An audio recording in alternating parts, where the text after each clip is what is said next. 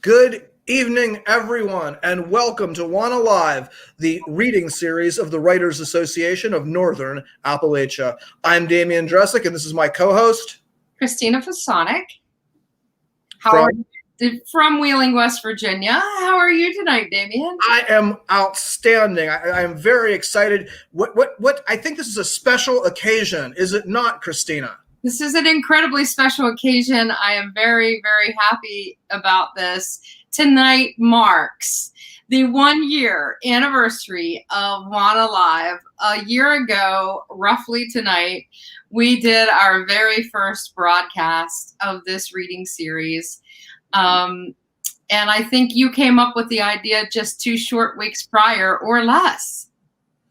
Yeah, I came up with the idea. I talked to you, and we were like, well, who wants to go first? I was like, well, how about you? I was our guinea pig numero uno, and then you were our next guinea pig, and after that, we have had no guinea pigs. We figured once we got up and running, we'll bring in other people and not have them be our guinea pigs. Anyway, we had 70 writers on, the youngest of whom was 10 years old, the winner of the Ligonier Valley Writers Conference, and the oldest of whom will be on in a couple of weeks, Ed McClanahan, who is he's more than 10. Yes, and it's been a phenomenal run to do all of these episodes. I think we've only missed, was it Christmas Eve? The only time I believe so. So we have a special, amazing treat for our WANA Live viewers this evening. We have one of the literary luminaries of Northern Appalachia. Christina, do you want to tell our audience about our reader tonight? Absolutely. I am so excited to introduce her tonight, and the fact that she is here to celebrate WANA Live's 1 year anniversary is really exciting.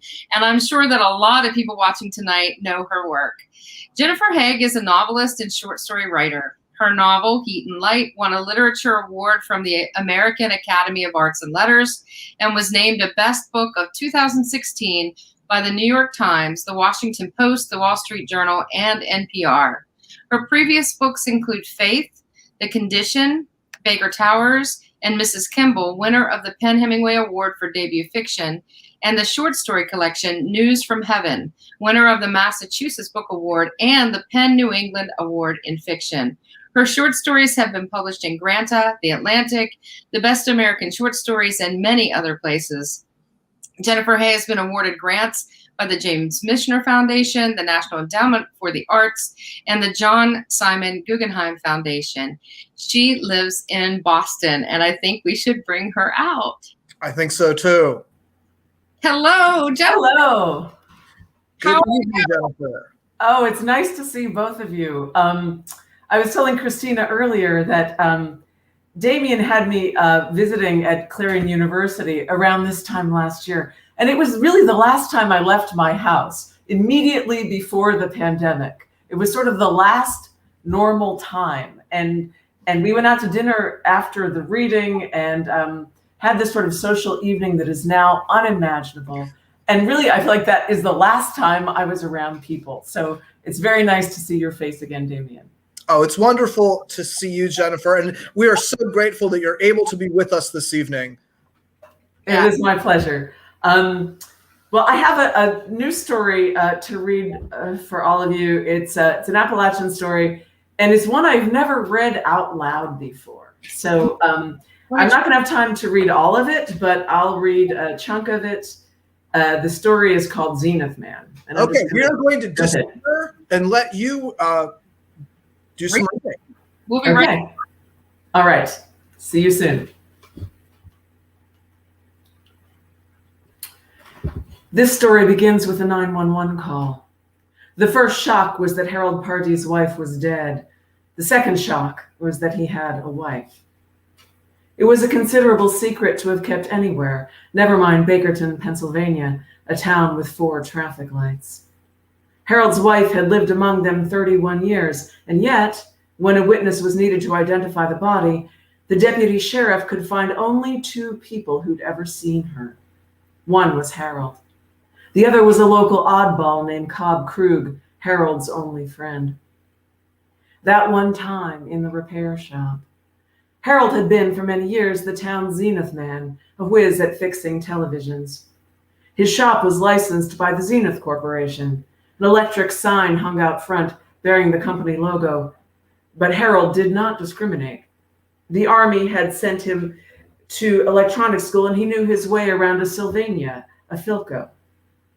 That one time in the repair shop, decades ago, the year Pittsburgh won the series, he and Cobb Krug were listening to the ball game, Cobb in his wheelchair, Harold on the high stool where he sat to fix TVs. It was game 1 of the series. The Pirates were up when Cobb heard footsteps on the stairs. Harold and his new bride rented at that time the upstairs apartment.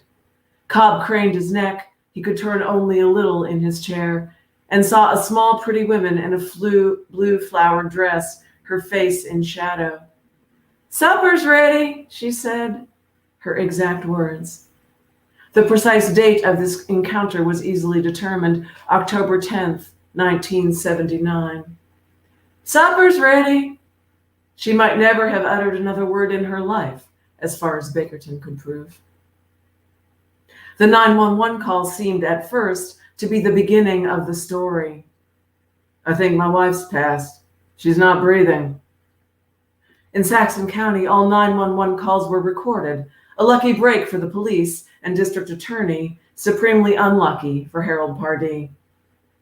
"Already tried that," he said when the operator told him to perform CPR. "It's too late. She's cold."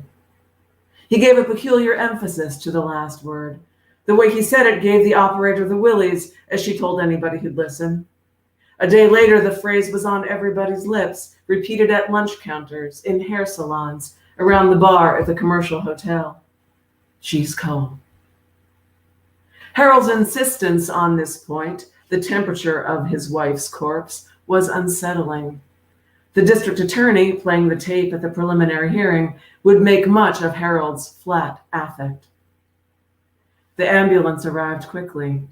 The Pardees had moved years ago into Harold's boyhood home, a low shuttered rancher out in the sticks at the end of an unpaved road. Upon entering the house, the paramedics identified certain odors: mildew, cat urine, the fruity smell of summer garbage. In the bedroom lay a blonde-haired woman in a pale green nightgown. The gown was tucked carefully around her legs, as though someone wanted her decently covered. Both paramedics would remember this detail, though they would disagree about everything else: the exact positioning of the body, the placement of the pillows, the husband's peculiar attitude. After the ambulance left, Harold rode his bicycle to the sheriff's station. He arrived freshly shaved, in church clothes, a skinny, gray-complected man with a hangdog look, his hair backcombed with some fragrant pomade. He looked surprised when the sheriff offered him a seat. "That's all right. I ain't staying." When he woke that morning, she'd been lying beside him as usual, face down on her pillow. When he turned her over and attempted CPR, he told the deputy, he saw right away there was no point. She was cold. The men sat in silence, Harold having finished his account. He had woken next to a dead woman. He felt there was nothing further to say. As a guilty man would, he refused the autopsy. "It isn't up to you," the deputy explained. "We need to establish a cause of death. Mrs. Pardee died of something." "She wasn't well," Harold said. "What did an autopsy consist of? What exactly would they do to her?" The deputy said, "You don't want to know." If the 911 call is the beginning of the story, the dead woman isn't a character. She doesn't matter at all, except as a cadaver, age 50, with suspicious bruising and a faint, pickish teeth to her teeth. There's no point even in learning her name, which at birth was Barbara Jean Shook, given to her by her parents, who'd never heard of irony, and if they had, would have called it a sin. For Barjean, at least, the 911 call was the end.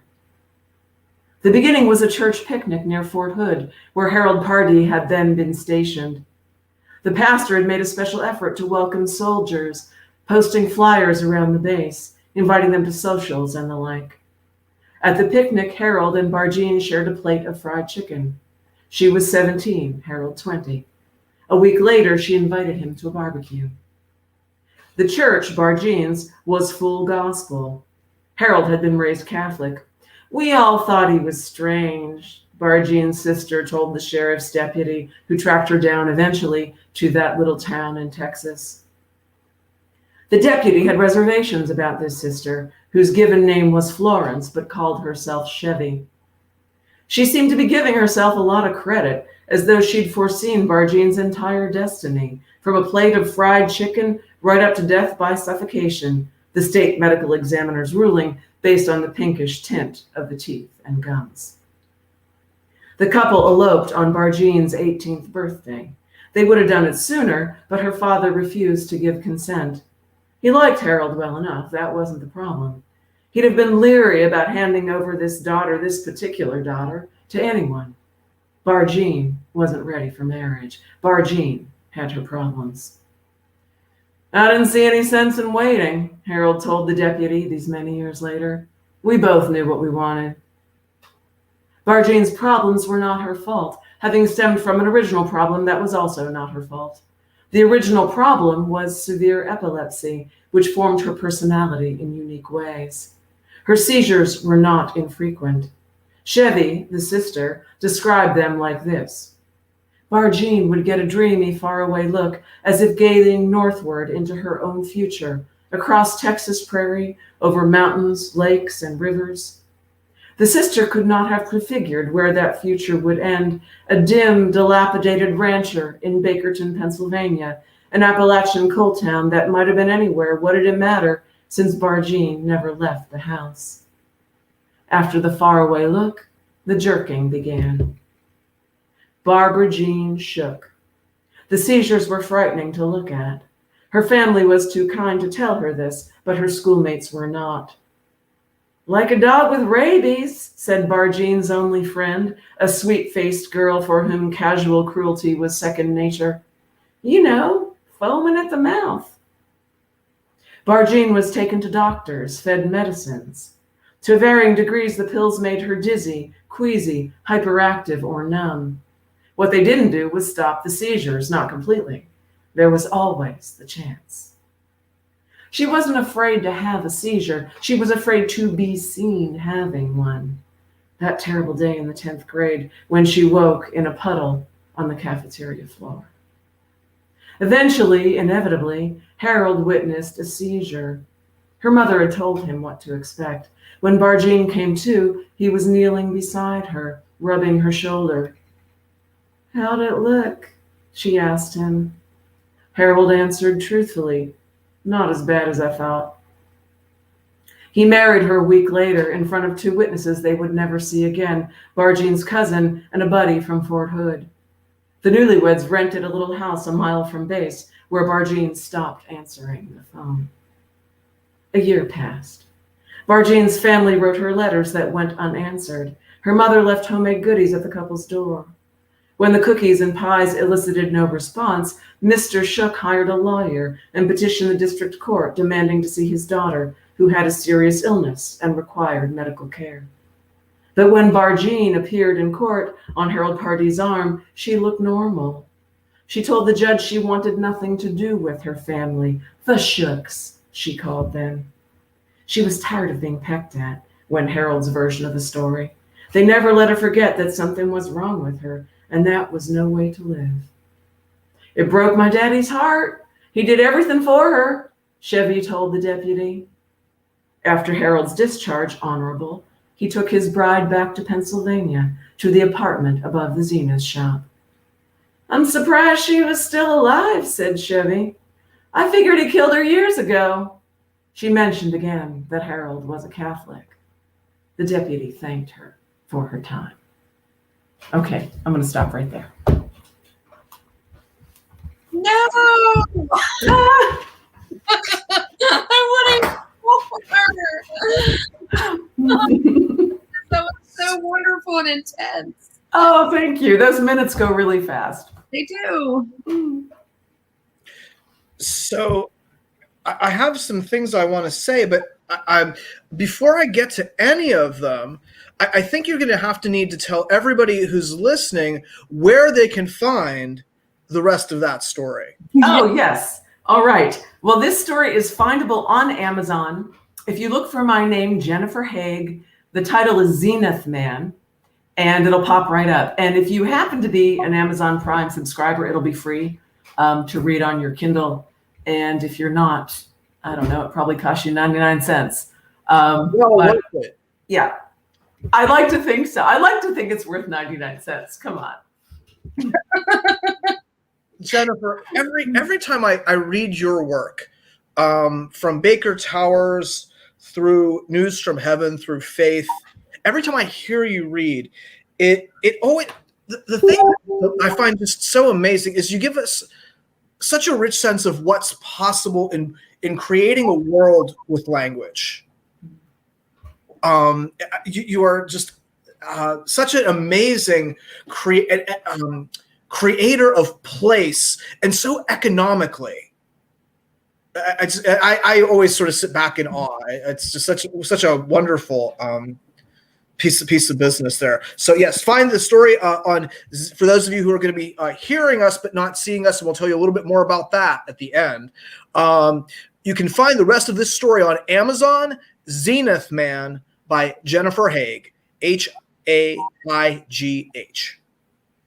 So we have some questions and comments from our audience, but because I'm a co-host, I'm going to go first. I really, really love some of these moments that are just so exquisite, like when a 911 call begins, a story, then the dead woman is not a character in that story. I mean, it just hits you. And exactly, right? But that's not true when it is. And then that bit about irony, I was dying over here. No pun intended.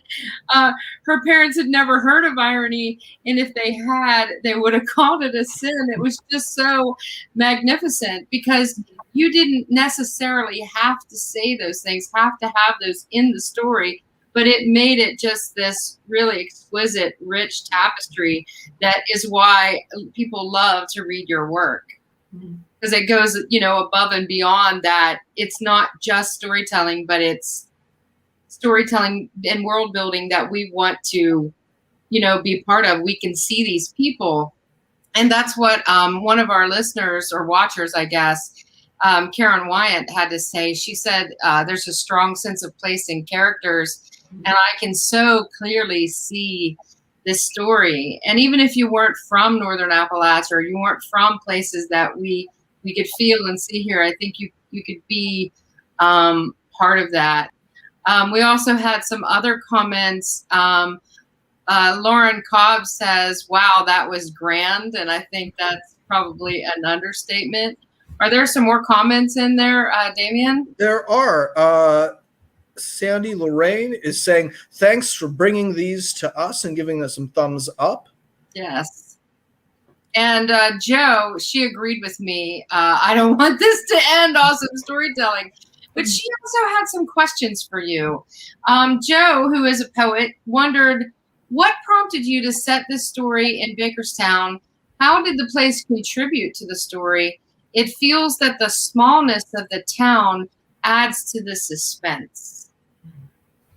I love that question. So much of what I write has to do with place, and particularly anything I write that is set in Bakerton, which is a landscape I go back to again and again in my work. That town, it always manages to be the main character in any story set there. No matter what the story's about, no matter what other people are present, Bakerton is always the main character. And I feel like I'm going to be writing about this town for the rest of my life. And I seem not to have exhausted it yet as a subject. It's fascinating to me because if you grew up in a very small town, as I did, it seems like it places a lot of limitations on you. And I suppose that's true in the way that writing formal poetry places a lot of limitations on you. That's where the art is. It's working within those limitations. It reminds me a lot of Lewis Norden's Arrowcatcher, Mississippi. It's this little place with its own flora and its own physics. Yeah, and I have this elaborate relationship with this town that I write about that continues to change over time. I've been writing about Bakerton now for almost 20 years, I guess. And, I am bound by what I have already written about it. So I have on my computer a very elaborate concordance of names of every person who has ever lived in my Bakerton and how they are related to each other. It's like a very elaborate form of mental illness at this point, because none of these people actually exist. And yet I feel like, it is, it's a question of honor that I remain true to the details I have written before. So when I write a new Bakerton story, I automatically think about each character. Well, what year did she graduate from Bakerton High School and who was in her class? And so immediately, I'm making these connections between any new Bakerton story and every Bakerton story I've written in the past. And it's getting very complicated at this point. Well, and even if you weren't set on being that thorough, that your readers would call you out. Oh my God, yes. I mean, really, it's remarkable to me what readers remember. And they do keep you honest. Absolutely. You do hear from them. Yeah, like, oh wait, I thought that Billy went to school with Jody, and then completely. Yes, it does happen. It's not canon. Yeah, that's right. It's not canon. You have to get it right. Mm-hmm. And speaking of that, Joe also wanted to add, Harold is guilty. But I guess we won't know if in fact Harold is guilty until we read the rest of the story. So this was just so absolute. I mean, this was just so much fun, and I can't imagine a better way to spend our 1-year anniversary of the show than listening to you in your marvelous reading. And I know everybody's going to want to go out and get the rest of this. I'm going to read it tonight. I probably shouldn't read it before bed, but I can't help it. I'm looking forward to it. Thank you. And Jennifer, do you have any new work coming out that we should be on the lookout for? Oh, yes, I do. I have a big old novel coming out in January. I'm very excited about it. The title is Mercy Street, and it will be out in January 2022, which is not as far away as it sounds. No. Excellent. Next week. So does it take place in Bakerton? This one does not. This is a Boston book. And I find what is happening is that I toggle between those two landscapes in my writing. So I'll write a Boston book and then a Bakerton book. And I kind of shift back and forth. And so the last book, Heat and Light, was a Bakerton book. It's now time to write a Boston book. But I will say that this new Boston novel has a strand of story that leads back to Bakerton, which has not happened before. Oh man. Now everybody wants to go and get that. That's amazing. I can't. And if you are interested, if you cannot wait until January and you want to read some of Jennifer's work that is set in Boston, I would highly encourage people to check out the novel Faith. It is extremely impressive. It's some real gee whiz business there. And I would imagine that going back and forth between these two worlds keeps your writing fresh. And you're not continuously in one of those places writing, and but you can go back and borrow from those worlds, at least in understanding the human condition and how landscape and world play into those character developments and storylines. So keeps you from drinking like Faulkner. Is that why he drank so much? Well, I mean, all the books are in the same county. Yeah, well, that's true. That's right. All right. I Love Faith. It's my favorite from Karen Wyatt. Yes. And so you've got a lot of fans on tonight. And before we sign off, Christine, I believe we have an exciting announcement, do we not? We do. We have a brand new announcement. WANA Live, as of today, is now a podcast. So you can download every episode of this show except for tonight's and last week's because they're not available yet, obviously, Anywhere that you listen to podcasts, you can now take Damien and I and all of our writers with you along the way. I'm a podcast junkie. I love podcasts. I love audiobooks. I have a 9-year-old. I would never read if I didn't, I would never read as much if I didn't listen in my car or while I was cleaning or doing other tasks. It keeps, gives me life, I guess. And you can now find Where us. can people find our podcast? On Spotify, on Apple, and on iTunes. You told me this is iTunes. Yes. That's where they find that podcast. Sound like my dad who doesn't know anything about iTunes. Stan. But I will put a link on all of our social media to where you can find the podcast. And we're really excited because I think at this point we have about 54 episodes of the show, maybe 52, that are available for people to listen to. And we'd also like to give a shout out to Sue Powers, a big thank you for letting us use the intro music, letting us use her song Back to the Patch as our intro music. Yes, and you can find music by Sue on Amazon and also on her website, devilishmary.com. Before we go, I wanted to say thank you to my co-host, Damien Dressick, for being with me for this whole year and creating this marvelous show that made this pandemic absolutely endurable. I want to say thank you right back at you, because if it wasn't for your technical expertise, Christina, the show would happen in my kitchen and I'd be watched by a hamster. Did you guys get a hamster?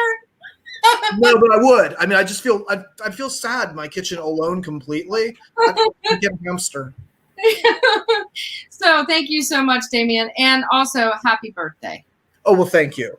Yes. So we will see everybody next week. April is coming up, not the person, but the month. And it looks great. Tiffany Williams, who, Damien, tell everybody who Tiffany Williams is. Tiffany Williams is a singer-songwriter. She right now has the number 20 download on the iTunes singer-songwriter chart. And she's doing some really interesting stuff with the Southern Appalachian writer Silas House. So we were really excited to have her on next week, and then we've got Ed McClanahan after that. And then after that we have Ed Simon, who has a new book out called An Alternative History of Appalachia, or Pittsburgh. I think Pittsburgh. Judy Turowski is after that, and she is a storyteller. And then David Dreher will wrap us up. And as long as everything goes well, we will be broadcasting live April 29th for David Dreher's to be on the show from the Watershed bookstore in Brookville, Pennsylvania. So things to keep in mind. WANA Live is still exciting after a year. So thank you to all the writers. Thank you to our audience. And of course, thank you, Jennifer, for being on tonight. Thanks a lot, everybody. We'll see you next week. Good night, everyone.